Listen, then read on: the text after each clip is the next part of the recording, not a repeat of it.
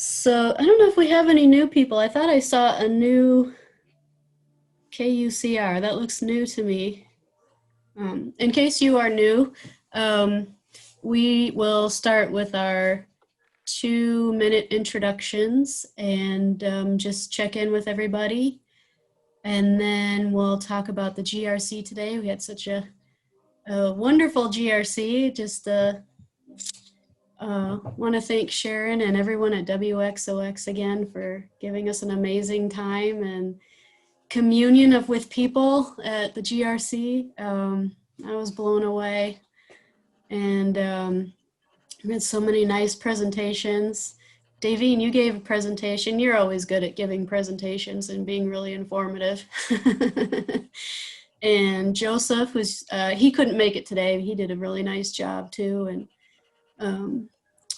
Alicia, Ursula and I think she should run for president. She made a speech, man. And David, it was really great to have you with our group. I'm so glad you could be with us. And I don't know. Other than that, I was just always got more COVID cases. We're still over 1,000 like every day. So I don't know. That's about it for me.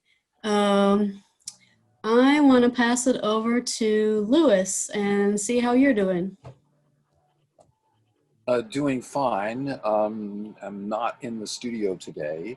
I'm with KUCR at the University of California, Riverside, incidentally, and my face is strangely illuminated because of this iPad I'm holding.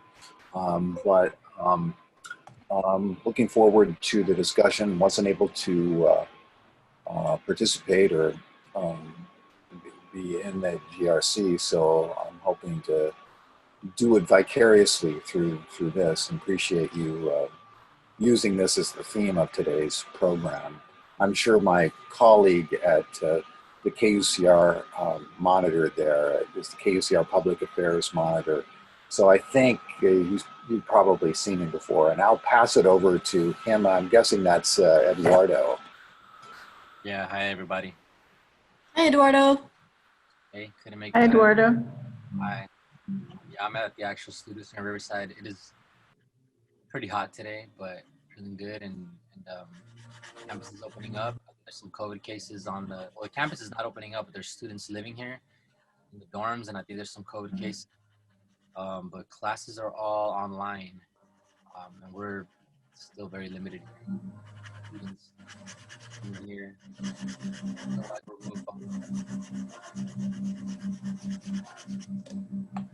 Okay. Do you want to pass it on, Eduardo? I'll just go to my right, Ursula. Is that okay? Okay.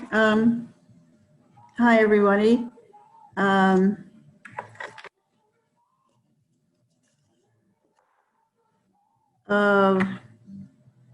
We're preparing for a fund drive starting November 8th. And so we're kind of struggling with, how to do that in the wake of an election that we don't know what's going to happen. So we've been spending a lot of time talking about that, having daily meetings. And I'd love to do a roundtable to talk more about strategies for post-election fund drives. And still really kind of taking in the great energy from the Grassroots Radio Conference. It was just so much more than I thought it could be. It was really right time, right place. It was just kind of what was needed, and I'm really glad you guys, rose to the occasion. And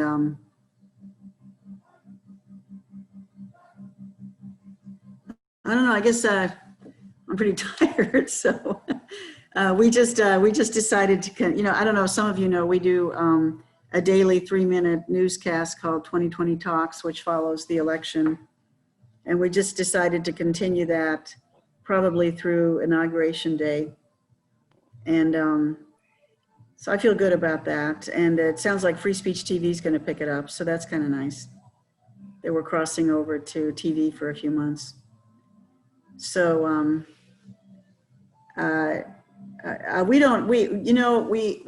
we're saying Inauguration Day is the end, but so far every time it's a nice little newscast, and so every time we've come to the end of it, we said, oh, let's do it again. So we did talk about the possibility that after Inauguration Day, if it really seems to be worth it, 15 seconds.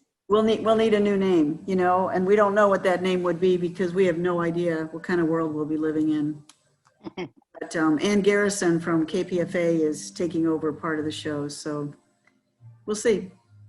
But thanks for asking. Do you want to focus, try for next week for the roundtable on fundraising? If you think that's okay, unless I know there were some other people that wanted to do some things. So, but I think probably if we're going to do the fundraising, we should do it quickly because this is the season now. And so maybe, yeah. And I'm also excited about talking a little bit more about the GRC today. I think it's, there's a lot to talk about. So, Right on. I'm going to hand it over to David. You haven't spoken yet, right?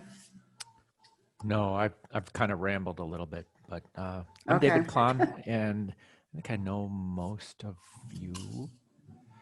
I'm in the middle of moving. It's the longest move ever. I think we've stretched this out over 2 months.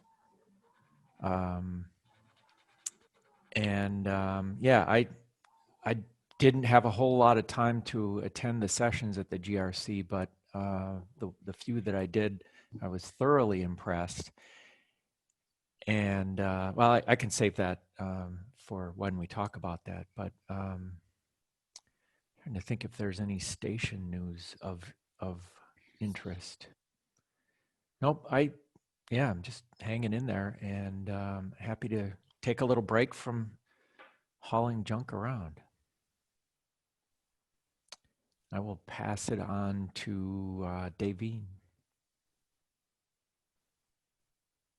Hey, from North Carolina, our early voting started today. And my husband and I, we went and voted. We did the drive-in.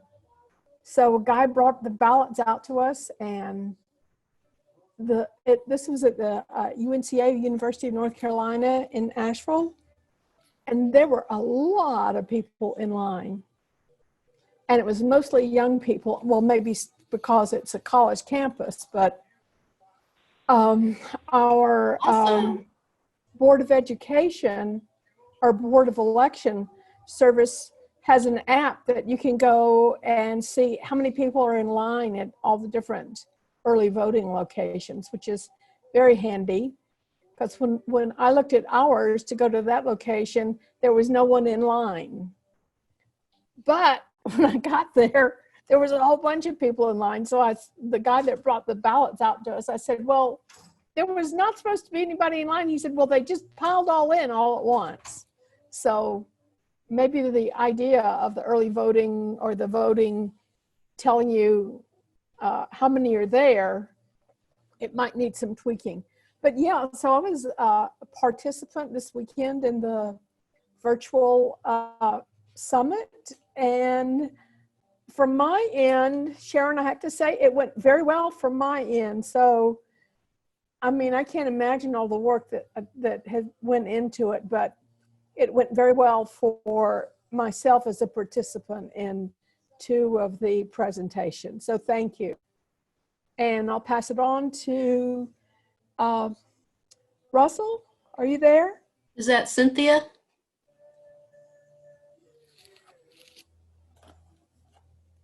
I think Cynthia Pooler goes under the name of Russell. Okay, well, how about KUCR? What kind are these? I think that's Eduardo. Is that everybody then? Who's 404? Well, I don't hear a response from. me. What's that? Oh, Heather. I'm Heather sorry. is. I just called in. I should get on the Netflix, the Zoom. So Oh, that's okay. However you can join is great. How are you doing? I'm good, thank you. So I'm with WRFG in Atlanta, Georgia.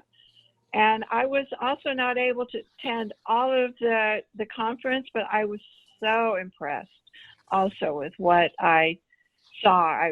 So I'm just wanting to thank whoever might be on the call today who helped in the organizing of this, but it was just wonderful. So thank you. So that's what I wanted to say. Okay, great. All right.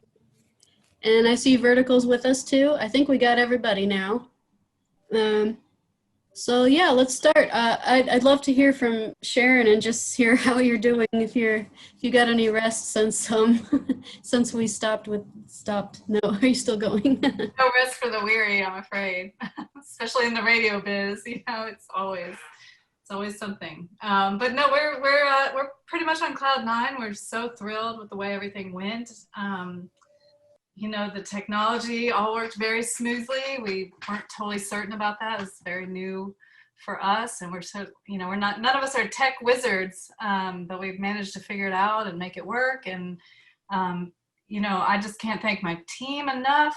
The WXOX DJs were amazing and really stepped up, and we're excited about this conference and so excited about having everybody, at our station, even though it was virtually.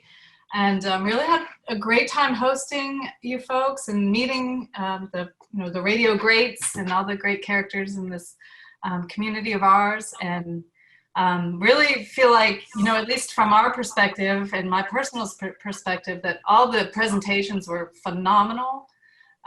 They were all touching on the main topics we really felt like we needed to address right now. And each one of the speakers were really, well skilled and full of knowledge in their particular subjects. So it was very moving for us, exciting for us. The first day I was kind of like holding my breath the entire time, like what's going to go wrong, what's going to happen. But really, everything went amazingly smoothly, and I wouldn't say this unless it was all over. But it really went smooth as silk, and we were super happy and impressed and thankful to all the attendees who were patient with us, and certainly to the speakers who knocked our socks off. Stephanie and Ursula, your presentations were wonderful. I've gotten a lot of compliments about the tech tools presentation. That seems really helpful to everybody. And David, thank you and Daveen for participating on that one. And then they also felt like at least from my own staff, we're very excited about the Pacifica AudioPort presentation. And they're all geared up now to get their shows up onto AudioPort. And some of them are already doing that. So thank you for your help with all that. Thank you also to your sponsorship. For the folks on the call who don't know, the Chuck D appearance, the genesis for that was on one of these calls when Ursula mentioned that she was in contact with Chuck D because of his Angie Don't Stop radio show, which is offered through AudioPort. And she worked and worked and worked with all the millions of things going on at her station at Pacifica in her personal life, and continued after this, and really made it happen and got Chuck D to come talk to us. Wait, you're muted. I felt like that was a unique experience because it didn't feel like a regular interview. It felt like we were just hanging out with Chuck D, which was, you don't get to do that so day to day. So that was really cool. He was kind of just riffing, and I enjoyed it. It was. He seemed like he really had a fun time just being there, talking to us. In fact, I had spoken with them about this happening, about a week before the conference, and then I hadn't heard from them at all. And I was reaching out to them the day before going, oh, is this really going to happen? Because it almost seemed like too good to be true, the whole time. Well, his own publicist was worried. She was texting us before, tell me if he shows up. She seemed pretty worried herself. Yeah, but he rolled in smooth as butter. Ursula was very kind to us. Chuck's agent recommended maybe someone from Pacifica could interview him, and Ursula really felt like someone from Louisville, where everything is happening and where the conference was based, should be the one to do it, and did a lovely introduction for our DJ, Ms. Tia Marie. And I just and there was one, I mean, she is just on cloud nine, of course, right now that she got to interview Chuck D. And I thought that the charisma between the both of them was wonderful. And he really was just full of knowledge and really sharing it with our crew. So that was very exciting. And so that was, that was a huge highlight. And during that time, I was just like jumping around the house, and I was telling my husband, Sean, this is it, really felt like the pinnacle of something that we've been working towards for a long time, just in our whole kind of radio career. It was just massive and very powerful. So Ursula, thank you for making Nice that. to have a moment, right? Yeah, because Yeah. it's so grueling all the time, but it's nice to, you're right. And so we really felt like that. And then just getting on that peak on Friday night and carrying that and through the entire rest of the conference, and all the talks, so good, very powerful, very moving, hearing about the protests and the justice movement, the session about the California wildfires from a station who had really seen the havoc of that was fascinating. And just loved being together with everybody. David Klon, Broadcast Tool and Die, a great supporter of our conference. Thank you. Actually, you guys really showed up right away when you heard about the conference. So thank you. Very cool. And yeah, now it's just, like I said, everything went smooth as pie. We are happy as can be. We felt like it was a great conference, and it was cool because we were able to include people who might not physically have been able to travel to the conference. And then on top of that, we kind of got a peek into each of their worlds through the Zoom thing. We got to do a few studio tours virtually. I think the only thing I feel like maybe we would like to work on, for future conferences would be finding more ways for people to engage socially, and maybe some more virtual studio tours. Ursula, it was neat when you were talking to Joseph about his studio. Stuff like that would be really cool to incorporate into future conferences. But you heard that conversation with Joseph? Yeah, I was kind of coming and going, but it was, it was still on the screen. I was walking by. I thought we were off the stream, but I guess we were still on, right? Yeah, you were. I didn't know it was public. It wasn't being broadcast, but it was on the Zoom. So, but that was cool. But that just made me think, wow, this would really be a cool thing to do in the future. So, we just went for it, and we tried everything that we could think of, and there's certainly lots of ways we can improve, but it was fun, to just dive in and see what happens, and see that it went so well, and have so many people eager to try this new medium for the conference. So our greatest wish is that we can be together again by the time the next conference rolls around. But I also think this is a great thing to continue. Like I said, maybe in the off season of the GRC, or something like that, so we can continue to include people that are far away or that don't have the budgets to participate. Yeah, I've heard a lot of people mention that, so I think that's it. Yeah, so I just can't thank you all enough for attending and trying out this new adventure with us. We really enjoyed it. I'm excited to see the Dr. Derry presentation when that gets uploaded, because we got confused about the times, and we ate lunch while that was happening. So I'm really keen to see how he's been doing.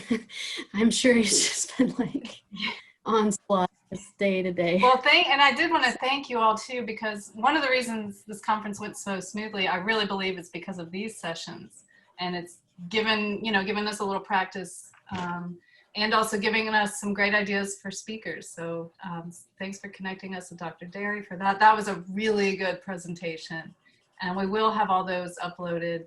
We're working on it now. Our tech crew, they kind of got a little worn out, and they're all volunteers, as you know, so I'm not pushing them too hard. But You gotta take a nap sometime. Exactly. But it will be up soon. And while we're on the topic, I just want to ask everyone, I sent out this email trying to get everyone to like our virtual GRC YouTube page where everything will be posted. Radio World is wanting to do a piece about the article. Jennifer Waits is writing it. And they want to include that web link, but we can't get any kind of custom link until we get 100 people subscribed to our YouTube channel. So if you haven't done it already, check your email. I'll send out something to the station managers list today. So we can Sharon? get short. Yeah, Hi, it's Cynthia in New York. How are you? Hey, Cynthia, great. How are you doing? Good. How many people signed up for the GRC? Do you know? Yeah, we had about 200 attendees. Great, Yeah, great. we're very pleased. You know, a lot of the meetings are far away and it's cost prohibitive. And I think, you know, for $60 for the weekend, just to hear everything and meet other people, I think it's terrific.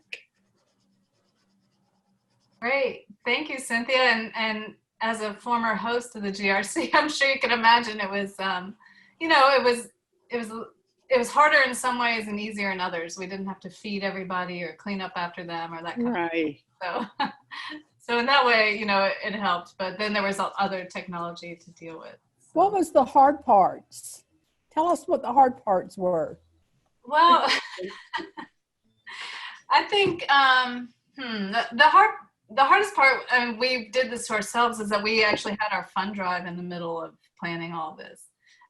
So that was insane. So I would recommend whoever hosts this in the future, do it on the opposite side of the year as your fund drive. Yeah, was that an accident or did you do that on purpose? Well, I mean, it's like we always do our fund drive at this one time, and GRC is always at this one time. So let's just do it, right? yeah, let's just go for it. And there was I would say there was one moment where we decided, were we going to do it the weekend we had it or the next weekend after? And then we way back in La La Land said, oh, 1 week isn't going to make a difference. If we had had that 1 week, I just kept, you know, kicking ourselves. If we had had that 1 week, it would have made all the difference. But I think that, you know, the hardest thing with radio is just that you're trying to run your station, you're managing your 100+ DJs, you're having there's no break in radio and there's no time to sit back and just focus on the conference. So the hardest thing was timing and scheduling and keeping everybody's energy up. And especially after just having to have our DJs do a lot of work for the fundraiser to get them motivated again to work on the conference. So, but really, I mean, we met once a week and we, from the beginning, had different DJs assigned to different tasks and they all pulled through with their work. And, you know, so there wasn't any one particular thing that was just awful. You know, we just kind of took everything in stride and it went off way more smoothly than I ever expected. Yeah, I have to say, excuse me, Stephanie, but you had so many people involved from your station. I thought that was awesome. And I had no idea that you were also doing a fund drive at the same time. Oh my God, that's a boatload of work. It wasn't the exact same time. There was about 2.5 weeks. Oh, yeah. You know, Burnout City, either way. it was tough. It really was. Yeah. It was hard to not have the downtime after the fundraiser. But yeah, the staff was awesome. They had a lot of fun. You know, the funny thing though is many of DJs participated. A lot of our DJs did not take us up on the opportunity, and we made it free to all of our DJs. And I guess if there's any disappointment, my disappointment would be that more of our staff didn't. I mean, I would have thought everybody was going to be there, especially for the Chuck D thing. You know, like I've got you on a Zoom call with Chuck D and you're not going to show up, you know? so I think that's frustrating that you know, more of them didn't take up that opportunity. And now they'll be coming to me with questions about audio port and I'll be like, well, you should have gone to this session. But luckily I can refer them to the video. So that was only just, I mean, a lot of, I don't want to say, you know, a lot of them, I'd say, you know, a good majority of them were there, but I just kind of expected everyone, you know, to show up. But a lot of people I didn't expect to showed up as well. So that was really cool. We had people from all over the country, students, retired folks, you know, all just a really great, diverse, interesting group. And then I think my other second disappointment was maybe just I really was craving more interactive time, and it was hard for us to figure out how to work that social time and let people have more time to converse and discuss issues. But, you know, again, hopefully this is the beginning of something. We do want to have another meeting. We discussed another meeting in about a month's time where we can all come back together and discuss where we take everything from here, where the next conference will be, and that kind of stuff. So hopefully, you know, hopefully that'll be an opportunity for people to catch up and stay in touch and things like that. So, and for the next conference, you know, hearing ideas of good ways of socializing online that people have experienced, because we're all in this new world right now. Sharon, this is Heather. I just wanted to ask, when will the GRC be on the YouTube, the conference? When will that happen? I don't have an exact date for you, actually. Our IT crew is working on it, and they're having to like edit the videos because there was a lot of time when people are entering the rooms and stuff like that. So they're editing them down and all that. And there's, you know, I think there's 18 sessions. So they're working on it tirelessly. It will be up there shortly. I just don't have an exact time, but within the next week, certainly. Wonderful. Thanks. So let me make a point here. I was one of the presenters in Jim's riot, ever how he titled it, but it was, you know, when you're doing a presentation, you're doing it for people who are going to be putting themselves out there. And we had some people coming in like, well, your wordage here, you use the word provocateur, and people who are fighting against the police are not provocateurs. And it was just interesting that the people who were paying attention or who were tuned into your presentation didn't seem to understand, or didn't, you know, you can't be exactly 100% politically correct when you're trying to talk about, you're going to have to be very careful here. So just as a presenter, that was something, as I left, I thought, you know, that is odd. Well, so that's just my, that's one of my, that's my only point about being a presenter is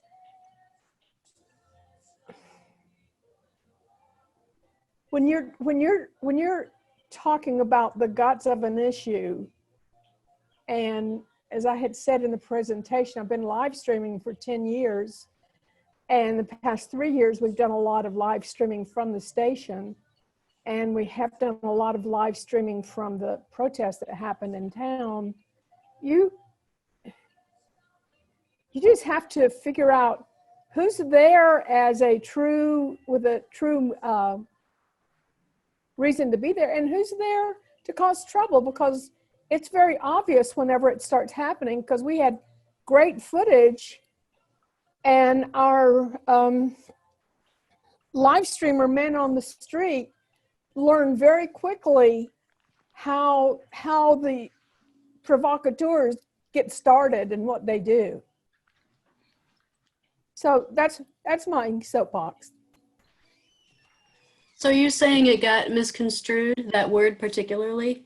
Yeah, I was trying to make a point that, you know, there are provocateurs in these demonstrations, and here in Asheville, they have actually taken over the message of Black Lives Matter.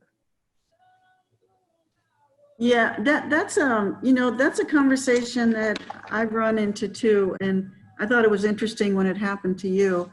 I don't really know what to say about it, but I remember right after the George Floyd murder, we telephoned a former Ames resident who lives in Minneapolis and lives right in the area where this all happened. And she was saying the same thing too. She was saying, you know, during the day we have the demonstrators, the Black Lives Matter demonstration, and then at night the outsiders come. Yeah, exactly. Same here. And they start, you know, wreaking havoc. The exact same thing here. And her use of the word outside, I don't know if she used the word outside agitators or just outsiders, but that set people off, and it set off the same argument that was, or an argument that was related to what happened with you. And it's interesting because I can understand, I mean, I understand that historically these are words that have a lot of, it has a lot of history and a lot of abuse attached to it. And so it sets off a discussion that is almost unrelated to what I think what you're saying and to what our friend in Minneapolis was saying. She literally was saying, I'm out there at night And the people who are there at night, I do not know them. And I know people during the day, and it's a very kind of straightforward street observation. And it's Yeah, very and separate from the kind of political and ideological argument that's happening around those words, which also have a reason, you know, for being there. And I just thought it was interesting that you got tangled up in that too, because I got in the middle of that too. And I didn't know what to make of it. I definitely could not tell my friend in Minneapolis that she was incorrect in her observation about what was happening in front of her building, you know? So anyway, I'm just saying, I thought it was interesting when that happened, and it's just kind of seems to be built into it. mhm. Yeah, and from the civil rights movement, well, let me put it this way, because I know my town, and I'm telling you, there are people in our town who are hell-bent on sabotaging the Black Lives Matter movement. And and on the one hand, one part of that faction wants to get all the attention to their particular issues, but the other ones are associated with the racist and the nationalist, and they just want to portray everyone who is not part of their movement as Antifa and out to destroy the city. So, Yeah, well, I think it's partly really difficult to talk about it because we don't really know completely what we're dealing with. And, you know, and I think a lot of us who are old enough to remember the counterculture know all too well that this is what brought down the counterculture. mhm. Yeah, and that's what's happening again. Infiltration. They're And trying so- to do it. And this is much more sophisticated than what was happening. during- Yes. This is way more sophisticated because it goes right up all the way to the president this time. Yes. And I think it's really, really difficult. And it was interesting because after the conference ended, I mean, I'm sure some of you experienced this too, kind of the equivalent of going out to the bar afterwards was a flurry of phone calls, you know, kind of like now we break out the wine and talk to each other on the phone, right? Because we can't be in the bar. And I ended up having a long conversation with Jim Ellinger because, you know, I told him it was really interesting that people who don't want the press there is a red flag.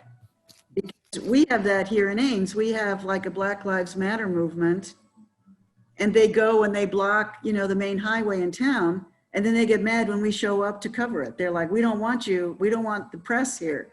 That's the same group we have We're here. like, what the hell? Why are you standing in the middle of a highway if you don't want That's to? the exact same group we have here. And as I said in the presentation, having been doing this for 10 years, that's a huge red flag when you come onto a group who's supposedly there protesting, blocking the highway with their protesting, And then don't want to And- be covered, right? and they don't want to be covered by the legitimate press like WLOS, the TV station, or the paper, or us who have an FCC license, but they have their one little favorite guy and he can cover it. Right, but it It's was very interesting. bizarre. I know, but it was interesting because that's what because I brought that up with Jim and I said, you know, I thought that's what he meant by it, but he actually had a much more complex and probably more realistic response to that. He was like, well, you know, that's not exactly what he meant. You know, he had like a pretty nuanced understanding of how the activists are also scared of who's covering them, not just the agitators. And it's like, we're all so confused by now about who's out there that, you know, it's gone all the way to the press where people are afraid of the press too. And it's not just that they may, you know, it isn't just, so he was saying, you know, what he suggested we do is to go to their organizing meetings, because he said the only way around all this is for people just to really know each other. Well, and I was Now we in know part of- from the counterculture that going to meetings and getting to know people doesn't necessarily guarantee either that those people aren't, you know, in there as moles. Well, I agree that they have, you know,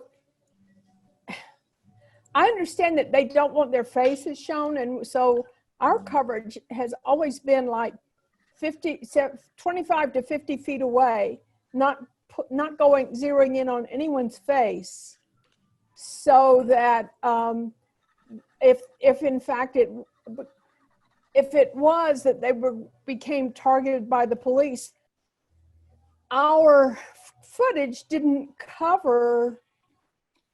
Well, it wasn't enough for them to be able to make identifications. And I did alert the group that was going to be having the protest that I was kicked out of, that I was going to be there representing this station and that I would stay far away and make sure I didn't get anyone up close. And they still kicked me out, which I was pissed off about, as you can tell by the tone of my voice. Yeah, no, I hear you. It's really confusing. I've never seen this before. Yeah, it's understandable, but I can also see their side of it. I mean, it's like drawing attention to them either as individuals or as groups of individuals. Just, it increases their visibility for targeted attacks. But isn't that why you protest, though, to get attention? I know, that's why you yeah. block a highway, right? Yeah, right. Yeah. Yeah, it's... Well, when I see a red flag like that happening, I feel like some game is being played and it's not an authentic movement. Yeah. Because I would say here in Louisville, they want the attention. We have a number of live streamers and they're there all the time, and the activists are getting on camera and talking about why they're here and what they're doing. I haven't been down there doing that personally, but some of our DJs have, and yeah, they seem very welcomed by the protest community here. But yeah, there's certainly different factions, and there certainly have been agitators, and they've, really just come in. I like that concept of the tornado, that the violence of the protest happens like a natural disaster that just rolls through and then it's gone. And we've seen that, and I think it's those agitators just rolling through. They come, the day the grand jury came back with the Breonna Taylor nothing, there were very peaceful protests just blocks from my home, and in a very, it's like the arts neighborhood where everyone goes and eats outside and goes to the art galleries, very nice neighborhood, and everybody was marching very peacefully. And then all of a sudden we were watching on live stream and like 3 or 4 guys roll by. I mean, they just run by and start smashing windows and then they're gone. The next thing you know, the cops are attacking the protesters, pepper spray, rubber bullets, getting, one of our DJs ended up with broken ribs after that incident. But it was nothing to do with the actual protesters. And it's just really terrible police work, for the police, just because 3 guys come by and break some windows to start attacking a whole crowd of peaceful demonstrators. And that's definitely happening here. And we've seen that time and again. And I don't think that those people breaking windows have anything to do with the Black Lives Matter movement. But the people in suburbia who are watching the mainstream news do. Mm-hmm. They're afraid to come downtown now, and oh no, the protesters and all this kind of thing. And that's the narrative happening here too by the right wingers. Oh, downtown Asheville is just a cesspool of sin, and those rioters are down there all the time, and it's just not safe to bring your family in. And that is simply not true. Interesting, and it's nice to hear, because the people that I know that are on the other side of the political fence, they refer to the protesters as rioters. And it's that exact same thought. It's really enraging. Yeah, and our DJ who was on that panel, Devine, the Riot for Radio is what Jim wanted to call it. And our DJ had a real hard time with that title for the session, because the whole concept, here is that the protesters are peaceful, they're not rioting. And obviously with FCC law, we can't incite a riot with our broadcast, or else we can lose our license or be fined heavily. So he really struggled with the title of that panel. But I think he ended up addressing it, the term in the panel itself, which I think was the solution. The other thing that came up that I think is worth all of us thinking about, since we have people out there, is the issue of liability for what the responsibility is For the station's insurance, if someone representing you or doing the footage for you gets out there and gets hurt, because we've had people hurt here, but not people associated with the station, but we have had injuries here in town. So Yeah, that is. I made one press pass. One of our DJs asked for a press badge to help him if there were police or whatever, attacking him, which I don't actually think is a help here in Louisville. The police have been targeting the journalists on live TV, shooting the TV anchor of one of our huge stations. You guys might have seen it. Was shot on live TV with rubber-coated bullets. It was crazy. Mm-hmm. And there's been countless attacks of them going after the live streamers. I mean, one night they just took all the live streamers down. You could go from one live streamer to the next and watch them being arrested. And they were clearly targeting the press. So I don't know. I told him, I don't know if this is going to help or hurt you, but I'll make you one. And Daveen, thank you for your instruction, from one of these sessions before. And I made him one, but I also had him write an email that he was going, and I don't know how any of this stands up in court of law, but at least I had an email from him saying that he was doing this of his own accord. He understands he could get hurt or put in jail, and he's not going to hold the station liable and that kind of stuff. So again, I don't know if it holds up, but at least it's a little, something. But I did hear that you may have, if you really have people out on the street, you may think about a rider on your policy for covering that kind of thing, which probably would be quite expensive.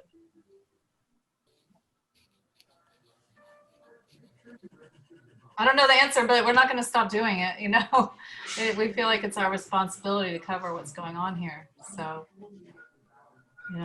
it's risky, but we got to do it. Any other themes or topics on people's minds about the GRC? Well, I had some moments that I could share that kind of jumped out at me.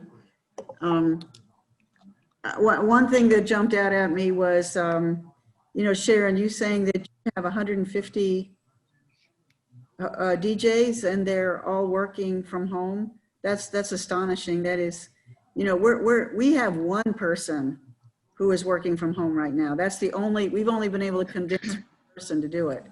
So that really inspired me to redouble my efforts to twist these people's arms and try.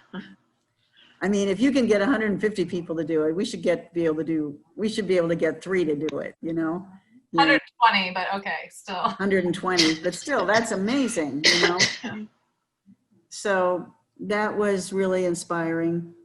And I can't remember the gentleman from Arkansas who was in the radio for Riot. What's his name? Laganzi, right, Laganzi. Laganzi just really moved me in that workshop. He was talking about, how dangerous it is for him to cover the riots, and that you just don't get any breaks if you're a Black man covering the riots. And that was very moving to me. And yeah, I felt that too. Yeah, it was just a very real moment of keeping it real, making it real.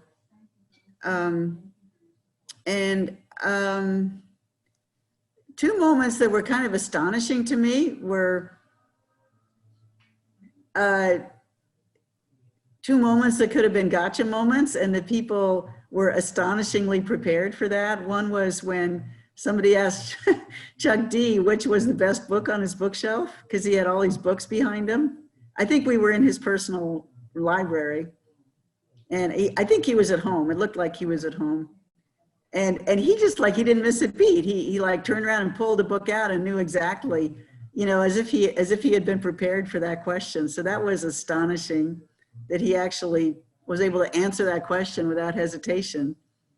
And then the other one was even more astonishing when I think Jim kind of put, what's his name on the spot? Ken Friedman.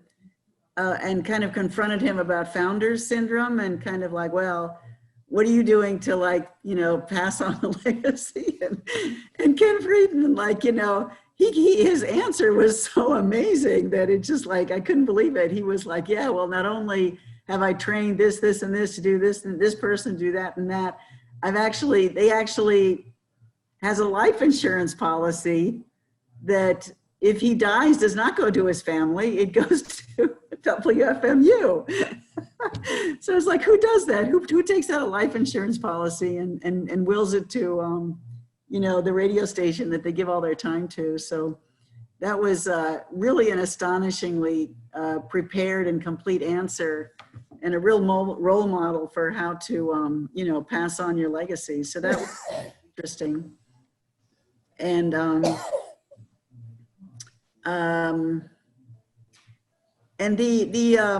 was also very moved, you know, when you had this discussion between musicians about concerts. And I thought I was going to step out of that because I didn't think that, you know, that would interest me. But I was really, really glad I stayed because it was very moving to hear, you know, kind of on a really personal level, what's happening to musicians. And it really inspired me to think a lot more deeply about, you know, the musicians that are kind of swirling around KHOI here and feeling at a loss and kind of not knowing what to do with themselves. And it was very, very, it was very lovely to hear, you know, and it was there were a lot of different sides. You know, one of them couldn't wait to get out to perform again. And the other was kind of like, I'm so glad I don't have to do that. And it was just you know, it was really interesting to hear and so that was very moving too. It just made me realize how many different ways this, you know, we're being affected by this whole thing. So, you know, the one observation that I made with somebody, I can't remember who, I think it was Bear from KMUD afterwards, was just that there wasn't a lot of discussion during the conference about what do we do if they come after us, you know, if Trump wins. But but, you know, we kind of came to the conclusion that we probably wouldn't know how to have that conversation because I think we all know there's probably not much we could do, you know. So I guess I felt it in the background with everybody, you know, this feeling of these precious days. So anyway, those were some of the things that I took away from the concert. Not to divert too far off this topic, but specifically with regard to what to do. Some friends here in the Viroqua area are setting up an online training session for resisting a coup, and how like just regular people like us can participate in resisting a coup attempt if it happens. And it's happening, there's going to be 2 sessions this weekend, and I'll post a link in the chat if anybody's interested. Yeah, that's interesting. Yeah.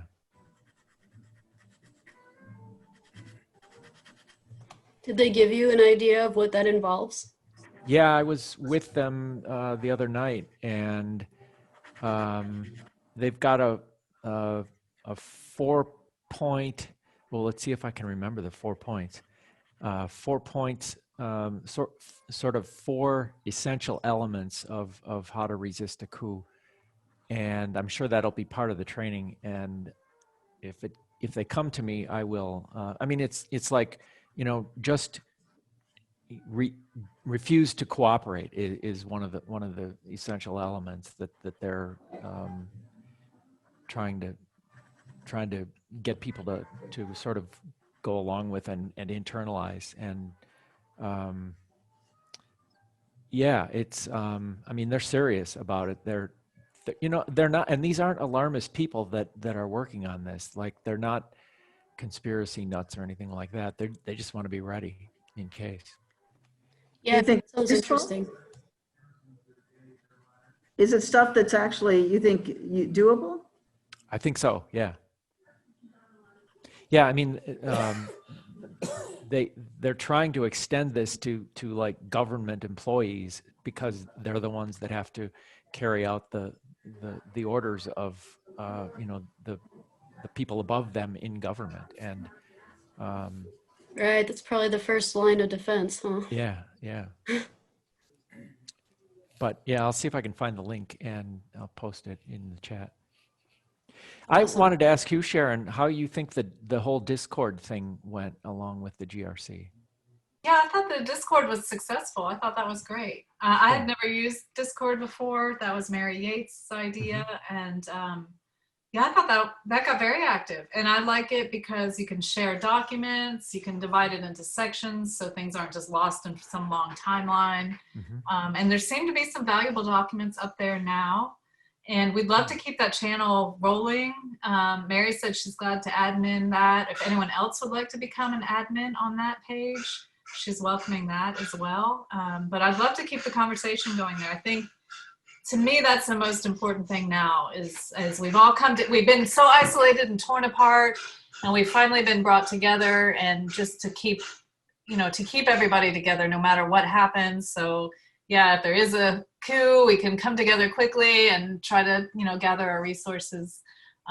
So keeping that Discord channel going would be a great thing there. It worked a lot better. We tried to have these like sort of Zoom empty rooms for people to go and chat in, and those didn't take off. But the Discord. I had a great time there. Oh, you did? Oh, good. Yeah. Okay, good. Well, glad that worked. I ran into Lisa Rudman there, and it was great. Okay, cool. Good. Well, I'm glad that worked out. I wasn't able to. Every time I went there, there was nobody there. So it was more like, I felt like maybe people should have made plans, maybe they could make plans, maybe there at lunch or whatever, and maybe that would have been better. Yeah, that's one of the advantages of Discord is it's just a chat space and you can respond when you see it. Yeah. Did you think it worked good, David? Yeah, I thought it was well, all the sub channels and everything I thought were super appropriate. And yeah, it seemed like a good extension to the Zoom thing. Great. I just want to ask everyone and I guess Ursula in particular, what would you expect Trump to do about media if he wins? He's going to attempt to change it altogether, I'm sure, but what are you thinking? I'm thinking that probably to start taking stations down with violations, to start enforcing restrictions, and then he's starting to come up with these rules like the university has disbanded its. It used to have a program for what they called implicit bias, and that has been now made prohibited by Trump, and so in order to get federal funding, you can't do that anymore, and then he came up with this thing about schools not being allowed to teach about. I don't remember. The 1619 project and about racism, right? That's what you're talking about. Yeah, right. Yeah, so, there's all sorts of rules you can make that imply that you're, colluding with the enemy or, I can imagine a whole bunch of regulations like that starting to come up and then a whole bunch of, look, let's face it, most community radio stations break law all the time because it's very hard to be completely legal. And, I could imagine, the FCC or possibly somebody else, just a lot stricter accountability and something in the area of slap suit behavior, like just ways to make it impossible for the stations to function because of being prosecuted for this or that. That's what I would imagine would be the way to do it. Thank you. I don't know. What do you say? What do you think? Does that sound reasonable? He's going to go after the FCC, right? Or destroy it altogether, probably. Probably. The FCC would be bullied into it. I don't know. FCC has always been very lenient and supportive of community radio. Right. But not necessarily, they don't have to be. They could become punitive. That's true. Yeah. Yeah. I think this new thing that Trump is doing where he's making these new rules about what you can and can't do, I think that's really ominous, Right. And us with our free speech, culture, it would not be possible for us to get I can't even, it's hard to even just keep people legal about their language about Trump right now. I mean, we break the law so many times, you know, and still nothing happens, but doesn't have to be that way. I mean, can't imagine community radio telling their DJs and their hosts to follow Trump's rules. I just don't think it would work, you know. You can't change Right. people that quickly, you know. Yeah. I mean, you know, before the VP debate, you know, Pacifica had these hosts that was like, look, you cannot express your opinions about the candidates, okay? And then, like, you know, there was a 5-minute lull and the host said, which is, so what do you think of it? And like, well, I think Pence is disgusting, you know, like they just, you know, and I'm just like, oh, holy shit, you know. So I just don't see community radio being able to follow all these rules that I can imagine Trump would come up with. Yeah, that makes sense. Or maybe it would be more brutal. Maybe they would just take the licenses away. I don't know. I mean, he seems to feel he can do anything he wants, right? Yeah, it's true. Maybe, you know, militia will show up at the door, you know? I mean, that's happened. I mean, somebody shot a gun into KPFT. WORT had a shooter. I mean, you could have shooters. We had a shooter here in Ames, although I think he was just drunk. But he was inspired by the shooter in somewhere, and he announced he was going to come and shoot up KHOI and got everybody all upset, you know? Wow. Wouldn't you need the military, though, to make a full coup? And I just don't see that happening. I don't know. I mean, it's probably good to be prepared. Here's something I've been thinking about. One thing they could do that would be insidious vis-a-vis non-commercial radio would be to eliminate the reserved band of the FM spectrum, allowing the stations to be bought and sold as in a commercial marketplace as commercial stations, and it could actually look like, hey, look, we're benefiting these licensees. We're making their stations more valuable because they will become operable within a commercial context rather than a non-commercial context. And the thing that would do, and the reason I would consider that to be a kind of a brilliant, insidious move would be that the licensees would then be motivated to either make money from their licenses, in some cases, not in every case, or to sell them. And we have a case near us where a station called KVCR, which is licensed to a community college district, and they're going through a really serious crisis now because they were actually able to sell some of their spectrum because they had a license for an FM radio and a television operation. Television operation was connected with received programming from PBS, and the radio station is an NPR station. Well, now they've announced, you can read about it in Current magazine, by the way. It's they got $157 million in their spectrum sale. The district apparently, I don't know this for a fact, but because they have no money, they're having to eliminate their PBS programming, their NPR programming, and the district, which was flush with their cash, now is talking about repurposing all of this stuff. And so in some ways, having a ton of money or having commercial potential can lead to the institutional destruction of how a lot of these stations operate. And that is within the context of a university as we do, or a community college district as KVCR does. So that's just one of the things that could happen that would be more covert rather than overt. Yeah, no, I think you're right. You're just talking about like if he gets elected again.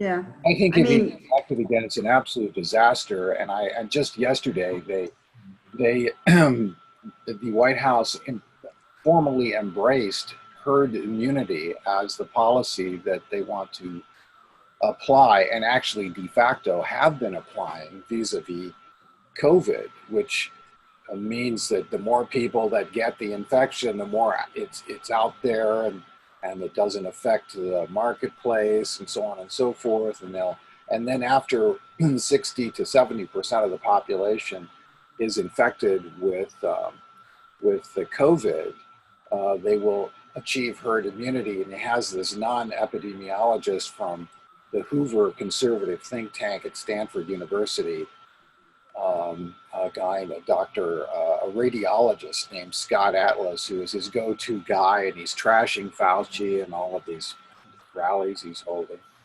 And so the problem with herd immunity as policy is that 5 to 6 billion people could die in the process, number one. Number two, since the virus is mutating, it may be that immunity is not achievable, so that all these people would die pointlessly.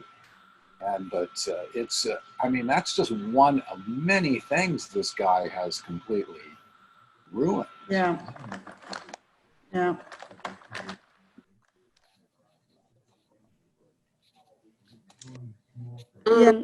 On a side note, I was just checking, did you ever hear, Ursula, from Lydia about whether or not we were going to have election coverage? No, I haven't, but I think what's going to happen is Democracy Now! Is just going to do it all day long. And I have not heard anything from Lydia, so I think we under the assumption. Okay. Do you think it's safe if I send out an email that says, no, not yet. We're Let's not gonna- wait a little bit. And let me Okay. just mention, there is well, just so you all know, I'm an affiliate director on the Pacifica board, actually. So there's a meeting maybe you know. tonight. Pardon me? Do you know? No, what I'm saying is there's a board meeting tonight. So I will ask that question, actually, Thank you. about Thank you. about the coverage. Yeah, I'd Exactly. really Fantastic. appreciate it. Yeah, Yeah, no, thank you. absolutely. Any other things you all want me to ask, please let me know. So anyway, I just want to mention that. Yeah. Can I Yeah. just mention one other thing before we go as well? It's just sort of a lighter comment. Yeah. It has to do with elections. I was quite involved in the anti-apartheid movement from the 1980s up to, and I observed the elections in South Africa in 1994 to see Mandela elected. So I was observing in Cape Town, right? So, and I stayed for another month after the election to see his inauguration. So I was interviewed about this. This is one of the reasons why I couldn't attend all of the GRC meeting, because I was being interviewed on Sunday, actually, by someone who has a show that is broadcast in South Africa.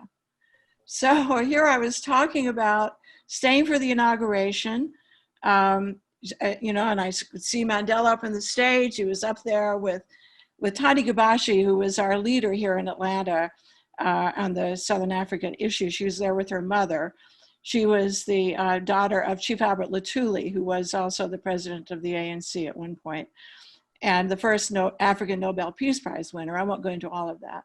But in any case, and I said, and neither the fellow Maury who was interviewing me or I realized this until later, but I said, here I was watching Mandela become the president of the United States. I said the United States rather than South Africa. So Maury and I were laughing about this later on, but I realized also that Mandela has been my leader forever, right? I've followed him from the 1980s up until his death. So anyway, I just wanted to share that with you all. It was crazy. Neither of us picked up on it. So that's in the recording now. How great it would be to have someone like Mandela as president of the United States. I'd love that. You're here. Yeah. Here, Wow. absolutely. What an experience. Can I ask a Sharon question? Congratulations on doing what you did in this meeting on the roundtable today, right now.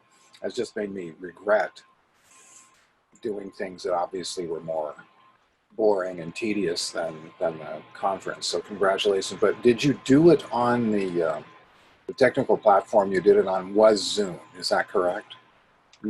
Yeah, that is, we, you know, we went back and forth, and there's lots of conference platforms and all this kind of thing. And literally the week before the event, we were deciding, are we going to do this on Zoom or are we going to do another platform? And we ended up just pushing forward with Zoom because we figured everybody's familiar, we're familiar.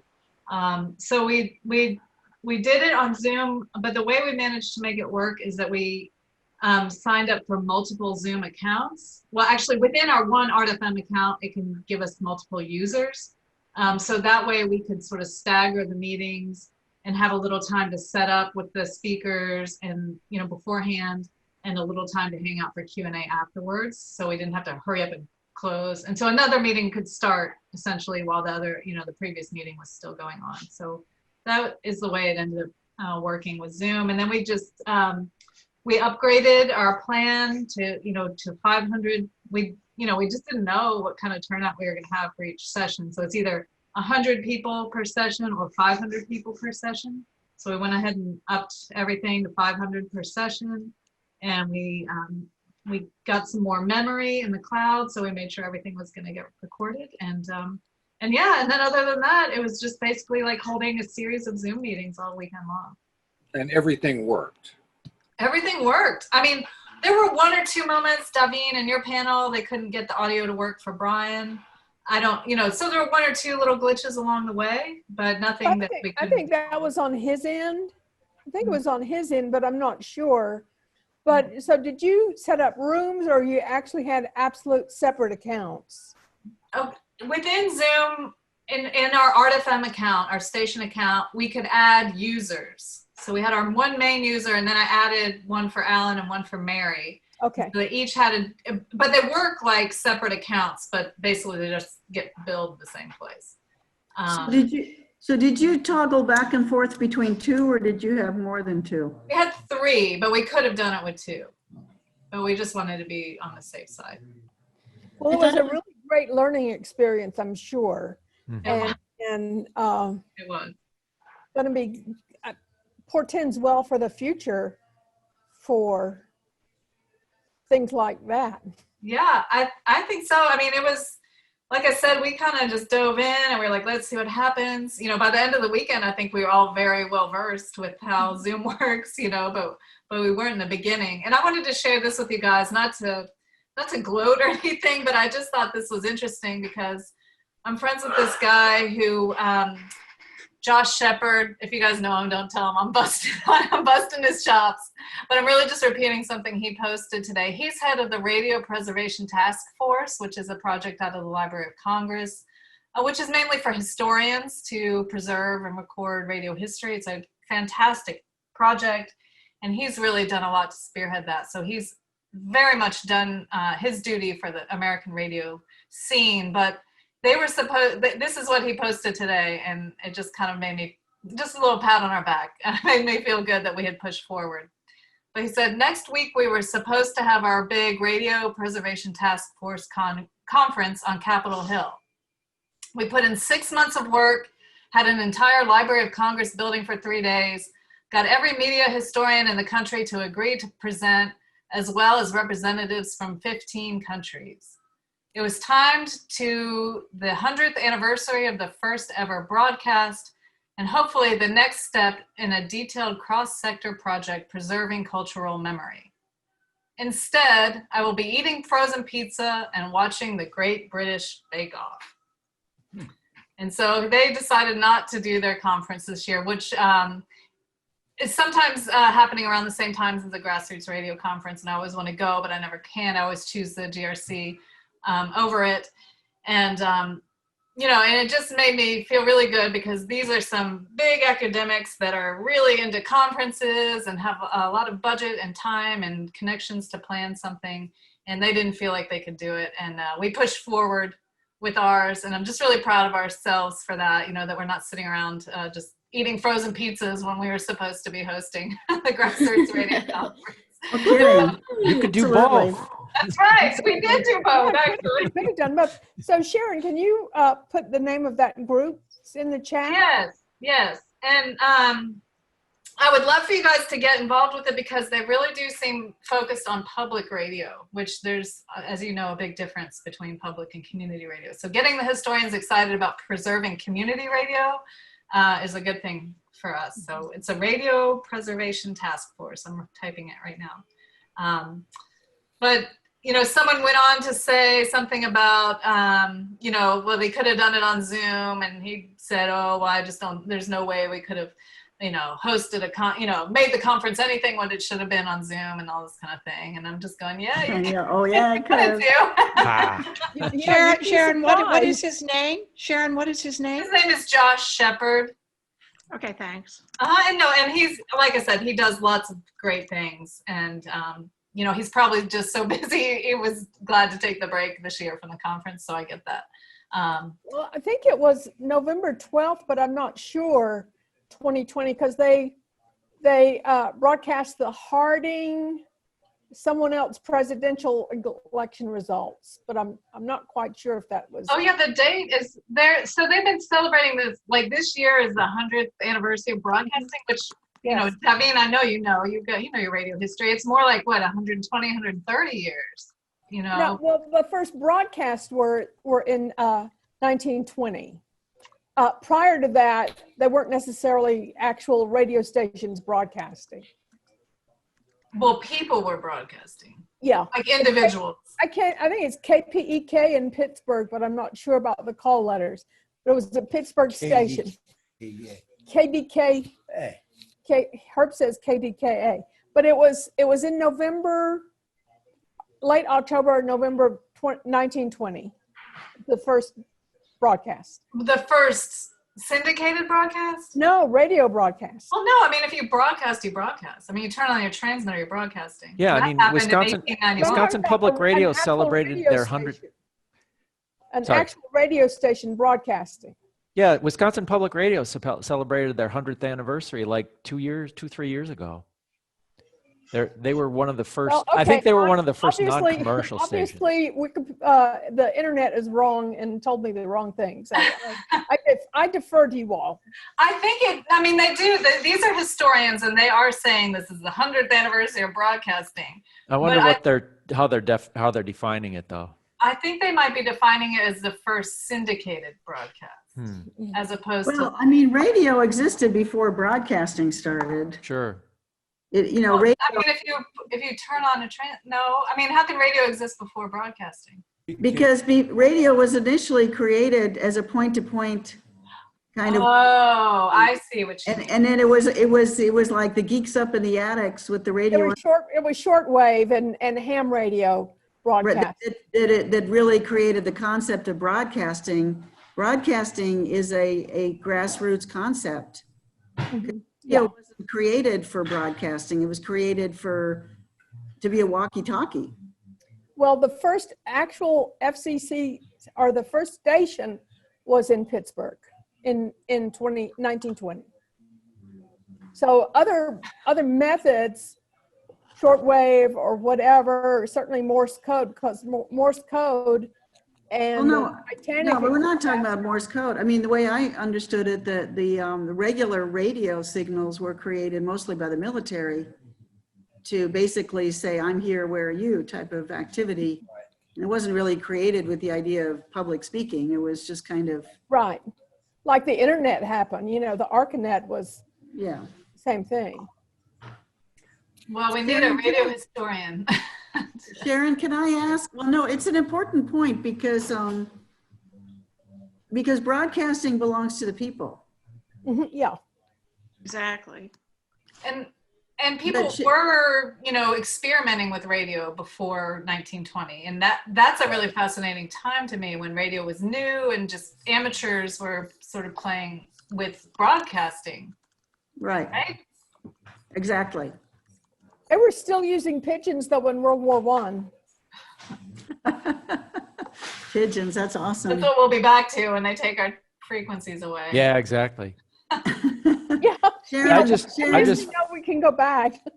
I just finished a biography of Marconi, and his work that he did with radio was like, the 1903 to 1910, and and then after that. But that was Morse That's code. That awesome. wasn't like broadcasting. That wasn't like Well, a that was the Marconi communication system. Now he and Tesla developed how to broadcast, send radio waves over electromagnetic waves, and Tesla applied for the patent, U.S. Patent Office, and because Marconi had more cachet and very wealthy people like Westinghouse and some other very wealthy people convinced the patent office to give the patent to Marconi. Well, so then they used the system in World War I, that patented system, and then Marconi charged the US government for the transmissions during World War I. And then there was a big lawsuit that culminated in 1943, where the Supreme Court reversed the patent to Tesla, partly so the U.S. government didn't have to pay Marconi. Yeah, he was a good capitalist, that Marconi was. Yeah. Tesla, not so much. I'm glad he finally got his due. However, So since I've got radio people here on Sharon's site, on the Facebook page, I've done a documentary on the history of the evolution of the technology and industrial design, and it's about 18 minutes, and I put the video on Sharon's support group. So check it out, and if y'all have any corrections, and I've gotten a lot of corrections from people, which have been very helpful, let me know. Because I'm almost ready for prime time with it. I'm excited to watch that, Debbie, and I'm really happy you posted. I just haven't found 18 minutes in my day yet, but I'm looking forward to it. Understood under the circumstances. But so it's not my Facebook page. I just happen to be one of the administrators on it. LPFM Solidarity. It's all of ours. Anyone who hasn't joined yet, even if you're a full power, it's a great discussion for community. Yeah, it's a lot of support there. You know, whenever I got involved with this station, I knew nothing about running a radio station, and without those support groups on Facebook and without Michelle, the station would not be open. Because I get all the answers I need. Yeah, it's a great way to get cheap engineering advice because the engineers like to outdo one another with their LPFM knowledge. So if you need something done, instead of picking up the phone, post it up there and see what happens. Yeah. You'll get lots of opinions. Sharon, can I ask, Mary was kind of your internet conference guru, right? Yes. Yeah. Was she a paid consultant? Well, she's a volunteer for our station. She has a DJ shift, and she volunteered to do all of that. We're considering compensating her now because she really went over and above. But everything, everything that was done for that conference was volunteers pulling it all together. Wow. But yeah, I don't know. I think we might offer her, $500 or something like that for her help. But we're well worth it for sure. Yeah, I think so. I mean, we definitely couldn't have done it without her. And anybody, who wants to send cheers her way, I will definitely be glad to send it along to her because it's great. That is a great thing in community radio. Sometimes, you have these DJs that never participate or do anything. And then you have these folks that just like step up and are really excited to help out. So she definitely did that. We had a great team. Do you think it's appropriate for us to ask her to do a presentation on this roundtable, or is that stepping over the line? No, I think she would love that, actually. I think she'd be glad to share her knowledge. She'd be honored to be asked. Sharon, I just want to ask how, maybe this has already been mentioned, I'm not sure, but I just wanted to know how you actually planned this initially. I mean, you had folks from throughout affiliate stations. How did that work? Well, so the Grassroots Radio Conference has been going on for over 20 years now. No, I know. Yeah. I know. Okay. And so we, in Rochester, we had the opportunity, to put in our bid, and we ended up being the host for 2020. And then as things just started to get worse with the pandemic, we were going, what are we going to do? And we kept hoping that we would be able to have everyone here. And we kept, saying, oh, by October, surely, but as things got closer and everything just got worse with the pandemic, we started realizing we would probably have to do this virtually. And, I don't think anything really changed in terms of our communication. People were expecting the conference to happen and they were expecting us to give them more information probably sooner, but because we were caught up in station events and fundraisers, we really put it together quickly and got the invites out fairly quickly. That's probably something I think that was a little bit of a drawback. If we had more time to publicize, I think we would have gotten more people involved, but we just used the GRC listserv, which David runs, which is amazing. And we posted out there, and then to the Pacifica Station Managers listserv, which Ursula and Stephanie run. Eric, And you then- can leave it open.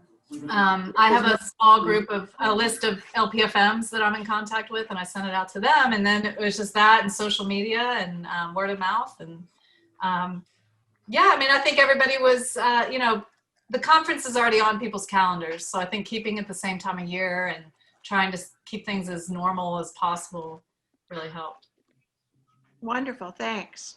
Well, and then we had 2 meetings here, right, Sharon? Yeah, that was great. We had one meeting, just with the station managers, and then one that we opened up to the greater community to get some input on developing the conference. On what to plan, right. That was super helpful. Yeah, I really learned from the conference kind of indirectly that, holding regular kind of conversations like we've had here, it really does reap benefits. There were like various things that indirectly really had their genesis just through the fact that we've had conversations, right? That it really does make a difference. I really saw that again. It's a lot of things that the genesis is so, I don't know, so humble and kind of uneventful, and yet it grows out of that, right? Yeah, I really appreciated that too, because especially as a new person this last year, I've been to one conference and got to see faces and meet people a little bit, but just having these weekly discussions has really helped me get to know people, and I'm really grateful for that. That, it doesn't have to be just a presentation. It can be whatever's on people's minds, so. Yeah, these sessions really have absolutely given me the confidence that we could do it, and they've been so helpful to me that I also realized, how helpful doing something like this would be to other stations. And then when we had the one meeting where we just invited a lot of people in to talk about the conference, that was really what gave me the confidence, like whatever happens, this is going to be great. Because there we were in this meeting and there wasn't really a topic and everybody was just so happy to see each other and catch up and share ideas. And I thought, even if we just have an open Zoom meeting all weekend long and get these people together, it'll be worthwhile. So yeah, you saw a lot of people just so happy to see each other, like they hadn't seen each other for months, and it was really cool. The attendance was great because I think whenever the 2 presentations that I was a part of, there were 60 or 70 viewers at the time. And that's more than there were in any of the conferences that I've been to live. That might even be true. In the conferences that I was in. I haven't been to any virtual conference, so I don't know what the normal attendee is for something like that. But yeah, we had, I don't think any of our sessions had less than 50 attendees. And I mean, for the real live up in Rochester, I don't remember anything like that many people attending. That's true. Any of the ones that I was in. There's simultaneous sessions going on in the live conference too. So yeah, so I think that helps that you have specific time frame for just one thing. More people can show up. We debated having. Oh, go ahead, David.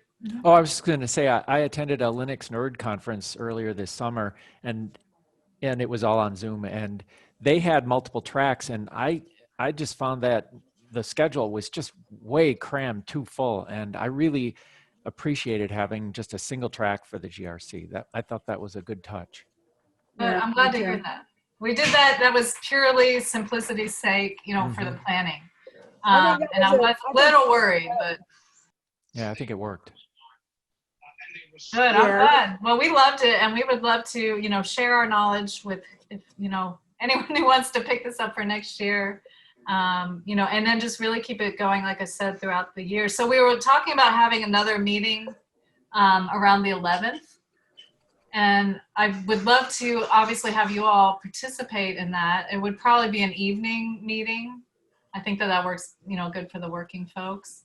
So like 6 or 7. Well, of course we have to think about time zones. So I don't know, but I'll be sending up a follow-up email, and we'll be asking for input as far as dates and days of the week and stuff like that. So, but that could turn into, I could see that turning into a monthly meeting of Grassroots Radio Minds. Nothing so cool. frequently as the weekly things we have here, but touching in once a month, I think touching base would be a great idea. Because we are like little boats out there. It's just so important to stay connected, especially now that we've, been isolated in multiple ways. Yeah, it's a good idea. Speaking of which, I need to go pack my boat. This has been great, you all. Thank you so much for the feedback.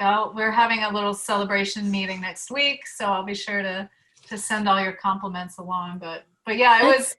I guess if anything, I would just like to say, if we can do it, anybody can. We have never, many of us have never attended a virtual conference before. We had certainly never hosted one. We're not technical gurus. None of us have much Zoom experience. And, we just dove into it, and it worked because of the great experience we've had here, the great support we've had from this amazing community radio group, and the stellar, out of this world, incredible speakers that showed up. So, kudos to the community radio world. You guys really made this conference what it was, and we're just super proud and happy, and it just feels great to be connected with everybody. So thank you all so much for coming and supporting and all that. I guess. Well, it was again, so good job. smooth, Sharon. Congratulations to you. Yeah. Thank you. Well, I loved it. It was Yeah, exciting. great. It really was. So, and great to see you all, and thank you guys for this forum. It's really been a lifesaver. Yeah. Enjoy your celebration time. I'm gonna try. I'll see you all from Minneapolis next time. Yeah, we'll look forward to seeing your new lodging.